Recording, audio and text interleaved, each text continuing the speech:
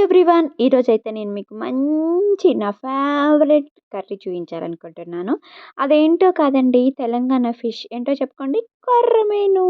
కొర్రమీను కర్రీ మా మమ్మీ ఎలా చేస్తారో మీకు కూడా చూపిస్తానండి. మీరు కూడా ట్రై చేయండి. నాకైతే చాలా ఇష్టం. ఇంకా దీని ప్రాసెస్ వచ్చేసి కొంచెం ఆయిల్ వేసుకొని, దాంట్లో ఆనియన్స్ వేసుకొని, కొత్తిమీర, కరివేపాకు, పుదీనా, కొంచెం మెంతి కూర వీటన్నిటిని కూడా చిన్న చిన్నగా కట్ చేసి అందులో వేసేసుకోండి. దాంట్లోనే జింజర్ గార్లిక్ పేస్ట్ కూడా వేసేసుకొని, అందులో ఫిష్ ఏసేసుకొని కలిపేసుకోండి. ఓకేనా? అయితే ఇందులో మాకు ఫిష్ ఎగ్స్ కూడా చిన్న చిన్నవి కొన్నొచ్చాయండి. అవి పక్కన పెట్టేసాం. ఎందుకంటే అందులో ఇరిగిపోతాయి అనేసి. ఇప్పుడు సాల్ట్ ఇంకా ఉప్పు, కారం 2 వేసేసేయండి ఒకేసారి.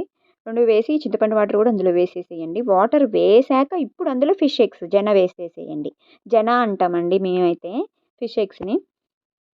ఇప్పుడు కూడా అవి ఏస్తే ఇప్పుడే వేయాలి. అవి ముందే ఏస్తే విరిగిపోతాయి అనేసి ఇప్పుడేశారు మా మమ్మీ. మీరు కూడా అలానే చేయండి.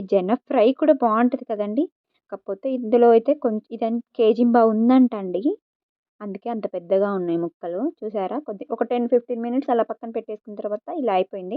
ఇందులో కొంచెం మసాలా, కొత్తిమీర, పుదీనా వేసి దించేసేయండి. ఇప్పుడు తింటున్నాను చూడండి. నిజంగా అంటే కలిపే వరకు కూడా నా నోట్లో నీళ్ళు ఊరుతూనే ఉన్నాయండి. నిజంగా చాలా అంటే చాలా ఇష్టం.